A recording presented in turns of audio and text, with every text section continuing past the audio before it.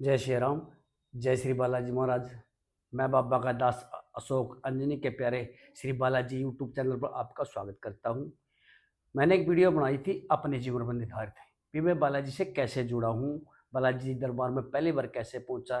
तो पहले जो पार्ट बनाया था मैंने, उस पर तो इतने कमेंट आए नहीं, इतने मैसेज आने। जो दूसरा मैंने पार्ट बनाया था तो उस पर इतने कमेंट आए हैं और इतने भक्त उससे जुड़े हैं और उन्हें एक ही बात कही है भी, मान ले जो आप वीडियो बना रहे हैं गुरु जी, हमें बहुत अच्छी लग रही है।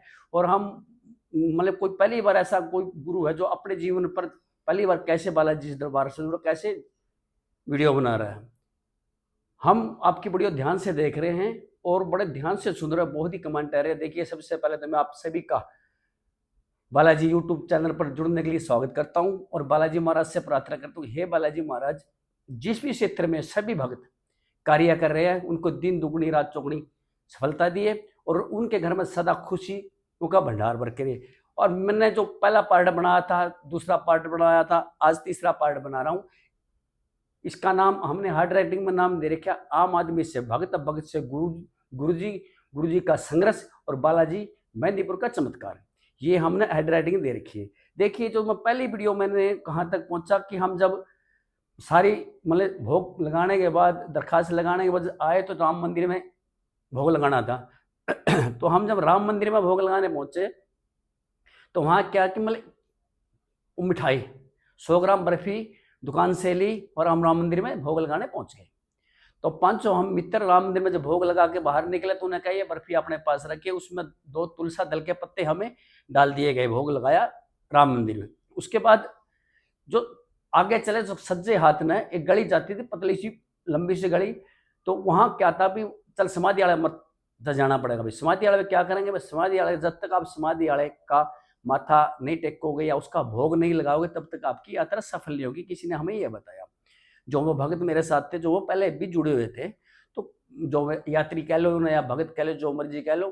तो जब हम गए तो उन्हें क्या करके मतलब दोनों में एक लिफाफे में 100 ग्राम जलेबी, कहना मैं जलेबी का भोग लगाना समाधि आड़ा। जब हम समाधि आड़ा के नीचे उतरे तो कम से कम ज्यादा नहीं तो 2 या 3 किले का प्लॉट होगा, दरख्त खड़े हैं। मतलब इतना बालू रेत के राजस्थान में जो बालू रेत और बालू रेत उसके अंदर पड़ा एक वहां कुंडी, वही कुंडी थी जिसमें मतलब वो समाधि वाले बाबा को नहला के उसका पानी जाता था। तो वहां क्या देखा मैं, जिस टाइम अंदर गया समाधि वाले के अंदर, तो वहां देखे इतने भूत प्रेत तो बाहर नदी की तरह वहां नाच रहे। कोई रेता खा रहा, कोई गारा खा रहा, कोई जोड़ी में डूब रहा, कोई बेल में जकड़ रहा। मतलब इतने सारे ब्रह्मांड के भूत प्रेत मैंने देखे कि यहीं आ गए। तो वहां गए तो वहां देखा कि उस पे समाधि पे लिखा है गणेश जी महाराज की समाधि है। तो उन्हें कहा, आप जलेबी का भोग लाइए, जलेबी का भोग लगा 7 चक्कर काटिए। जब हमने जलेबी का भोग लगाया और 7 चक्कर काटे तब हम भोग देने गए। तो देखिए, रात को खाया हुआ था, भूख लग रही थी। वो तो कह रहे इसमें तो 2 जलेबी निकाले खा लो। मैंने 2 जलेबी डाल दी, बाकी खा ली। जलेबी खाने के बाद, समाधि का भोग लगाने के बाद मैं वहां खड़े तो देख रहा हूँ, ये चीज हैरान थी। ये चीज हैरान करने वाली थी। कोई लेडीज झूम रही है, कोई जेंट्स घूम रहा है, कोई बेड़ियों के अंदर, कोई मतलब किसी चीज के अंदर, मतलब कोई जोड़ी के अंदर डर रहा है, उसका गारा खा रहे हैं, मिट्टी खा रहे हैं। मैं कहूँ 10:30-11 का टाइम था, बालू रेत इतना तपा हुआ था कि हम बौने पैरों थे, हमारे पांव जल रहे थे। लेकिन वो उस रेत में झूम रहे हैं, उस रेत को ऊपर डाल रहे हैं। मैं कहूँ वो जो आज वो मंजर देखता हूँ मैं, तो बड़ा अजीब सा महसूस होता है। तो मैंने कहा भाई चलो देखिए यार, भूख लग रही है। वो कह भाई जब तक आप शिव जी वाले पर नहीं जाओगे तब तक ये शिव जी पे जाना जरूरी है, क्योंकि भगवान श्री राम शिव जी उसके आराध्य हैं। मैं चलो ठीक है, मैं शिव जी के पास चला जाता हूँ। तो सभी हम वहाँ शिव जी के पहाड़ों पर शिव जी का मंदिर था उस टाइम, ऊपर पहाड़ों में शिव जी का जल चढ़ाया। वहाँ जल दे रहे थे, गिलास में जल चढ़ाया। चलो भाई मैंने भी चढ़ा दिया, क्योंकि मैं संघ के साथ था, मैं यात्रियों के साथ था। क्योंकि मतलब चल मेरी श्रद्धा भाव नहीं थी, लेकिन फिर भी जिसके साथ आप जाते हो ना, उस रंग में रंगना चाहिए। देखिए मेरा जो हिसाब है, जो मेरा था। तो वहां से आने के बाद हम क्या देते, हमारे पास ड्राइवर था, ड्राइवर से कभी आप गाड़ी लेके आइए और आप मतलब बाहर खाना खा के देखिए। उस टाइम देखिए छणुआ तणुआ में जो था, वहाँ होटल बहुत कम थे, दुकानें बहुत कम थी, मात्र नाम थी वहीं होटल नहीं था। तो हम क्या करें, जयपुर आगरा रोड है जो बाहर, जिसे आप मेहंदीपुर मोड़ भी कहते हैं, तो वहां पहुंचे। वहां एक होटल में गए तो उन्हें कहा 6 दाल फ्राई बना दो बिना लहसुन और बिना प्याज की। देखिए भक्तों, मैंने कहा भी नहीं भाई, आप इनके लिए 5 बना दिए। देखिए कल मतलब हमने परसों खाना नहीं खाया, सारी रात ऐसे रहे, क्योंकि वहाँ भी उन्हें लहसुन प्याज नहीं डाला था, मतलब स्वाद नहीं लगी। तो मैंने कहा अभी 6 में से 5 आप उनके बना दीजिए और 1 में आप लहसुन प्याज डाल दिए, क्योंकि मेरी श्रद्धा भाव में बार-बार नहीं भगवान का मतलब अपमान करना चाहता, अभी मेरी श्रद्धा भाव नहीं थी वो तब तक, क्योंकि मैं तो एक ही सोच रहा ठीक है अभी इनकी अपनी मस्ती मस्त में है, अपनी मस्ती मस्त में। तो देखिए मैंने वो एक आधी मक्खनी टिक्की के लिए 6 या 5 रोटी खाई, आराम से पेट भरा, मतलब जो भी मैं मतलब सलाद, प्याज, लहसुन जो भी उसने करना सारा उधर डाल दिया। भाई देखिए वो रखते हैं वहाँ, वो रखते थे, लेकिन वो पूछते हैं लहसुन प्याज डालना कि नहीं डालना। वैसे मेहंदीपुर दरबार में इसके बारे में मैं आगे कोई वीडियो बनाऊंगा। तो देखिए मतलब जब हम वापस धर्मशाला में आए, खाना खाने के बाद जब हम 12 साढ़े 12 1 बजे के करीब हम धर्मशाला पहुंचे, दिन में सुबह दोपहर में, तो जो भूत और रात को मैंने जो दिखाई दिया भूत, और रात को 12 बजे दिखाई दिया, भूत सामने बैठा हुआ है। मेरे तो रोंगटे फिर खड़े हो गए, माँ ये रात को तो भूत और दिन को भी सामने बैठा तख्त के ऊपर, जीता जाता भूत। मैंने कहा मेरा रोंगटे उसी टाइम खड़े हो गए, मेरा भाई, मैंने उसको हाथ लगाया, वो हंस पड़ा। हम पांचों के पांचों हाथ लगाया, हंस पड़ा। मैंने कहा भाई तो भूत है कि इंसान है? बोला भाई मैं इंसान हूं। और मैं यार रात, बोले रात जब आप बाथरूम जा रहे थे, बाथरूम के लिए जाते, मैं टॉयलेट से बाथरूम से आ रहा था तो आपकी नजर मुझसे पड़ी, आप अंदर ही बढ़ गए और मैंने आपको पुकारने की कोशिश कर लेगा, आपने मेरी एक नहीं सुनी। जो भूत था, लेकिन वो जीता ज्यादा इंसान था।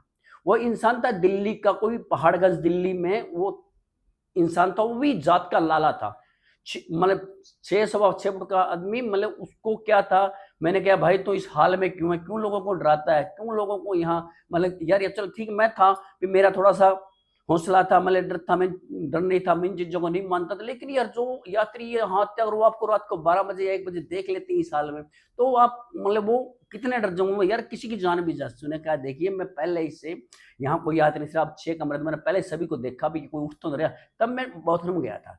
देखिए मेरी अजीब सी कहानी है। मैं बोला भाई अपनी कहानी बताइए। देखिए रोटी खा गए तो पड़ के सो गए, मतलब भाई अपनी कहानी बताइए, तो चिंता।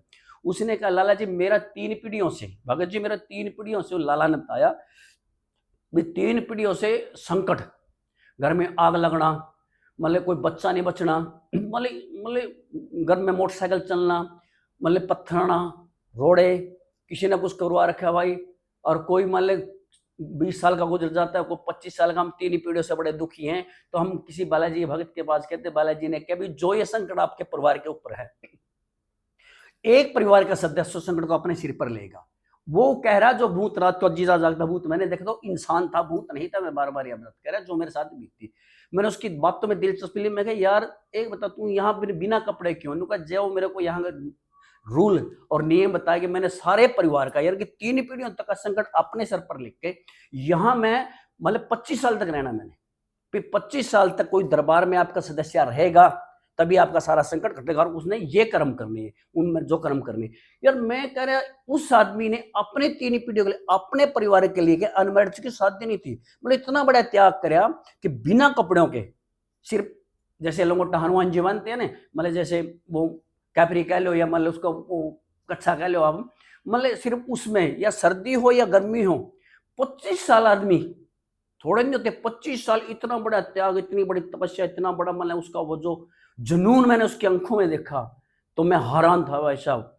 भक्तों में इतना हैरान था कि मैं इतना, मैं नकूं भी मेरे दिल पोस्ट में क्या बीत रही थी मुझे नहीं पता, लेकिन हैरान था, परेशान। तभी एक इंसान अपने परिवार के लिए, अपने मतलब घर के सुख शांति के लिए, मतलब अपना जो संकट निकालने के लिए, सारे परिवार का जो संकट अपने सर पर ले रखा है इसने। और ये 25 साल तक, 25 साल तक ये बालाजी दरबार में रह के कर्म करेगा, और बिना कपड़ों के, और एक टाइम खाना खाना, ना कोई दाढ़ी बनवानी, ना कोई बाल सिर के बनवाने, सिर्फ स्नान करना। तो भाई साहब मैं आपका खर्चा, बोला मेरे परिवार वाले हर एक महीने में आते हैं, जिस भी दुकान से मैं सामान लेता हूँ, जिस भी दुकान से मैं सौदा लेता हूँ, उसका हिसाब करके जाते हैं, मुझे मिलने आते हैं, लेकिन मैं घर नहीं जाता। मेरे तक किसी भक्त ने कहा, मतलब किसी गुरु ने, जो अच्छा भगवान को जानने वाला गुरु था, इसने कहा भी ऐसे ऐसे आप 25 साल तक बालाजी महाराज के दरबार में रह के इन मंत्रों का सिमरण करिए, इन मंत्रों का जाप करिए, कि आपके साथ आने वाली जो 7 पीढ़ी है उनको भी आप पार कर जाओगे।